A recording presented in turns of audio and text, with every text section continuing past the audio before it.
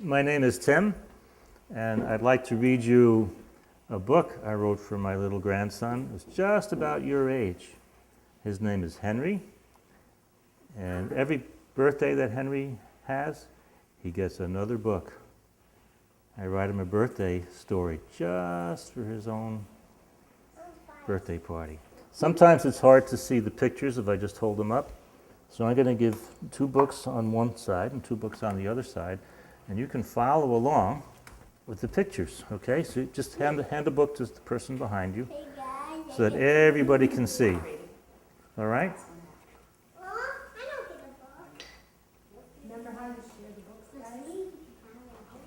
Okay. Should we start? Okay. If you look at the first page, there's a treasure map. And on the treasure map, it says, the treasure chest at the end of your adventure is with you from the start. Your search is only for the key that opens the treasure. See the treasure map?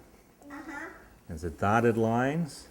And the other page is made for Yeah. Well, let's start. Here we go. Once upon a time, when Henry was very little, he used to go on long walks in the woods with Dad. It was hard keeping up because Dad's legs were much longer and stronger than Henry's. See? Which one do you think is Henry? The little one. The little one, yeah. With the little shoes and the little feet. Yeah. And the mushroom on the next. Yep, that's the next one. One day, Dad told him they were going on an adventure. That's what you need the map for. Where are we going? Henry asked. You'll see, Dad said, the way he always does when there's something Henry has to see for himself. Off they went, down the road, into the park, past Pop's knoll, over the river and into the woods, across another river Henry had never noticed before, and a forest Henry had never seen. Where are we? Henry asked. You'll see, Dad replied, the way he always does when there's something Henry has to see for himself. Why is the grass blue here? Blue grass? Henry asked. Look, the sky is green. Dad, he exclaimed, and the trees all look like mushrooms. Isn't that funny? Where are we, Dad? Henry asked again. Are we lost? We aren't lost, Dad said, but there is something we have to find. What do you mean, Dad? Henry asked.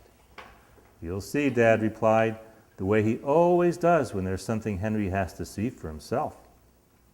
Does this place have a name? Henry asked. This is the forest of Inside Out, Dad said. It's the place where the inside of everything is out in the open and nothing's hidden. Wow, Henry exclaimed, how strange. Not only do things look differently, Dad continued, in the forest of Inside Out, the rule is that you can only tell the truth. What does that say? Truth. Really? Henry asked in disbelief. Absolutely, Dad said. Try telling me you're really 6 feet tall and can run faster than a jackrabbit in a forest fire. I'm Henry started to say, and I'm faster than, See, Dad said, if it's not true, it won't come out.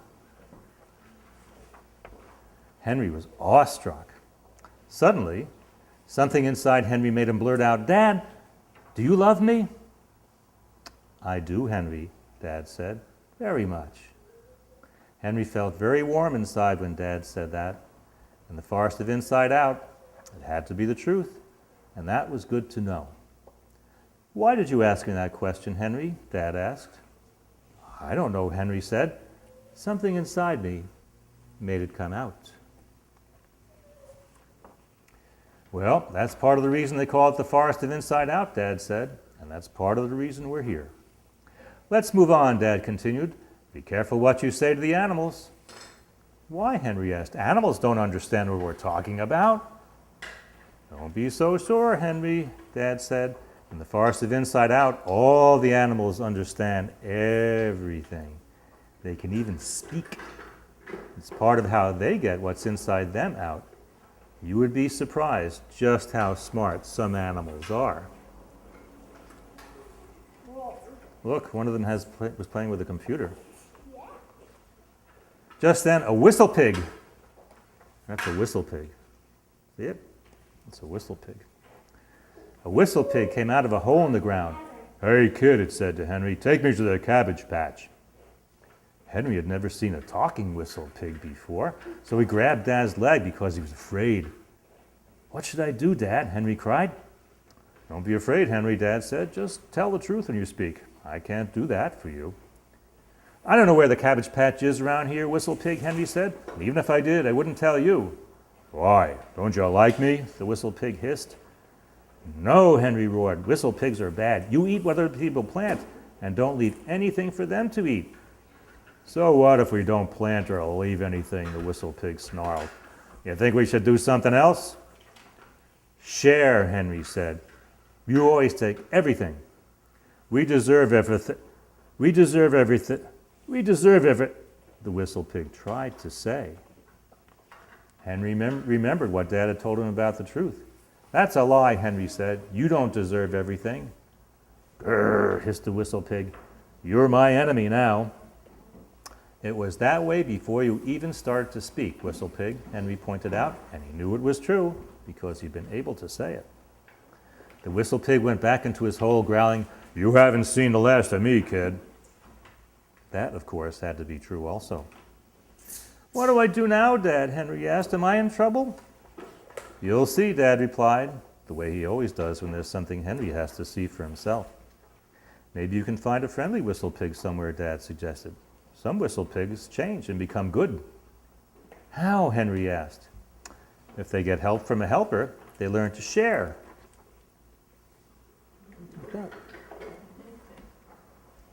And make sharing part of who they are, the way other animals do, Dad said.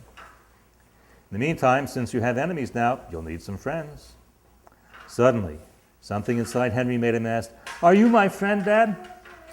"Yes, Henry," Dad said. "Very much so." Henry felt very warm inside when Dad said that. Had to be the truth here in the forest of Inside Out, and that was good to know. "Why did you ask me that question, Henry?" Dad asked. "I don't know," Henry said. "Something inside me made it come out." "Well, that's part of the reason they call it the forest of Inside Out," Dad said, "and that's part of the reason we're here. Let's move on, and whatever you do, don't step off the path." "Why, Dad?" Henry asked. "That's the rule, Henry," Dad explained. "You might get lost." Henry knew what Dad had told him had to be the truth because Dad had been able to say it. But Dad hadn't told Henry everything there was to know about the path, because there were some things that Henry needed to see for himself. See the picture of the path? Which way does it go? Take a close look. Does it go to the right or does it go to the left? Right, left? It goes in both directions, doesn't it? Take a look. See it? Yeah. So Dad didn't tell Henry everything about the path, did he? No. No. "What happens if I get lost?" Henry asked. "You'll see," Dad replied, the way he always does when there's something Henry has to see for himself. "I'm never leaving the path, Dad," Henry said. "I'm staying with you." Henry reached up to grasp Dad's hand, but suddenly, Dad wasn't there anymore. Where's his head? It's not there. It's gone. "Dad, Dad," Henry cried out, but there was no response. Dad was right there, of course. He had just turned inside out, the way dads sometimes have to in the forest of Inside Out, and was invisible. Dad could see Henry, but everything he was doing, but Henry couldn't see Dad. Henry started to cry, but that didn't make Dad come back. Crying can't make anybody come back, even when you're not in the forest of Inside Out. Henry wondered what to do, but then he looked down the path and remembered what Dad had said. "Whatever you do, don't step off the path." Maybe Dad was down the path, Henry thought, so he started walking, wishing he had a map. He made sure he didn't even come close to the edge of the path. After a while, Henry heard something moving in the forest to his left. Maybe it's Dad, he thought. The noise came closer, And then Henry heard a voice that sounded like a whistle pig. "Hey, kid," the voice said, "I told you I'd be back." Henry froze in terror. It was his enemy. The whistle pig jumped out of the forest towards Henry, but suddenly, wham! Something invisible kicked the whistle pig 3 miles back into the woods. Henry knew it must have been Dad wherever he was. "Thanks, Dad," Henry exclaimed.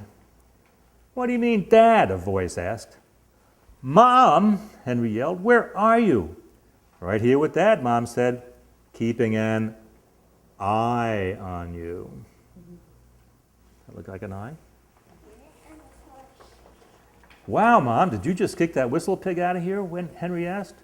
"No," Mom said. "It was actually Winston."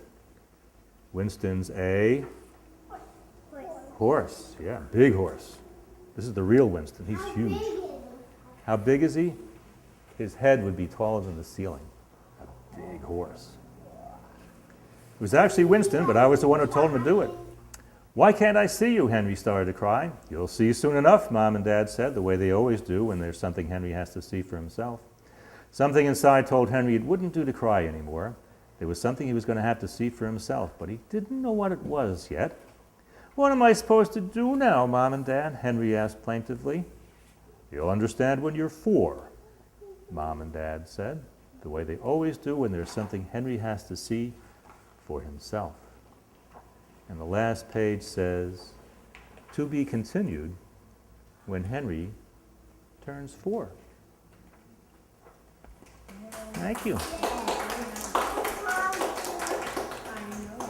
So what'd you think? Was that fun? Thank you. Thank you. Appreciate it. Very good. So are there some things you have to see for yourself too? You're about the same age as Henry, all of you, right? You're 5? Yeah, Henry's 4. He's about you're about his age. Yeah. So what do you think Henry has to find out for himself? What do you think? Make something up. He has to find out about kindergarten. What else do you think? That's okay. Okay. I have one question to ask you. Maybe you can help me. This is actually the treasure map. Remember at the beginning of the book? There's a treasure map. See it? And you start over here and you follow the dotted line and you end up where the treasure is. Well, where's the treasure? It's right by where you started. Huh? And what's along the way? Let's see. There's a compass. What do you use a compass for? So you don't get lost, right. So Henry needs a compass. What's this? A dragon. So you think the next book's going to have a dragon in it? Yeah. What's this? A bear. A bear, yeah. And how about this? A tower? It's a tower. It's a temple down in Mexico. Looks like a pyramid. And what's this? A puppy. A puppy, but why does it have glasses? What do you think Because is... it's a reading puppy. Yeah, you think this is a special puppy? Yes. He's in the water. Yeah. There's going to be some magic in here too, right? He's in water. You think he's in water? Oh, because of the blue, yeah. And what about this? That's a shark. A shark. Are sharks friendly or are they dangerous? Dangerous. They're dangerous, right. But look what this. The lines go off the page. Where do you think this part of the map is? The end. No. It went off the page. Where's this part of the map? To get to the treasure. Yeah, but where's this part of the map, you think? It's gone. No. If you were holding the book like this, up next to you, where would it go? Yeah. It would go inside you, right? So part of the map and the adventure of life is inside each and every one of us. And we need to go inside out to find that part of the path. So that's why we call it the forest of inside out. And that's what the adventure is all about. Yeah? I'm hungry. You're hungry? All right. Good cue. I'm hungry.